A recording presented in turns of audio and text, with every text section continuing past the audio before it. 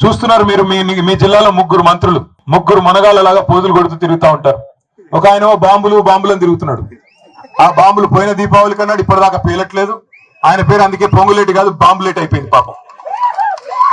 ఇంకా ఇద్దరు మంత్రులు ఉన్నారు. ఒక ఆయన బిజీగా కమిషన్లలో బిజీగా ఉన్నాడు. ఇంకొక ఆయన వ్యవసాయ మంత్రిగా. మరి ఆయన ఏం చెప్తున్నారో రైతులందరూ ఇవాళ ఎరువుల దుకాణాల ముందు లైన్లలో చెప్పులు పెడుతుంటే మళ్ళీ ఆనాటి రోజులు వచ్చాయని పాటలు పాడుకునే దుస్థితి వస్తే మరి ఆయన ఏం చేస్తున్నాడో నాకైతే తెలియదు.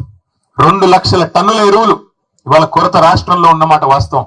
ఎరువుల దుకాణాల ముందు చెప్పులు, ఆధార్ కార్డులు పెట్టి మళ్ళీ ఆనాటి రోజులు వచ్చినాయి, నికృష్టమైన రోజులు కాంగ్రెస్ పాలనలో అని వాళ్ళ రైతులు వాపోతున్న రోజులు ఖమ్మం జిల్లాలో కాదు రాష్ట్రం అంతటా కనబడుతున్నమాట వాస్తవం.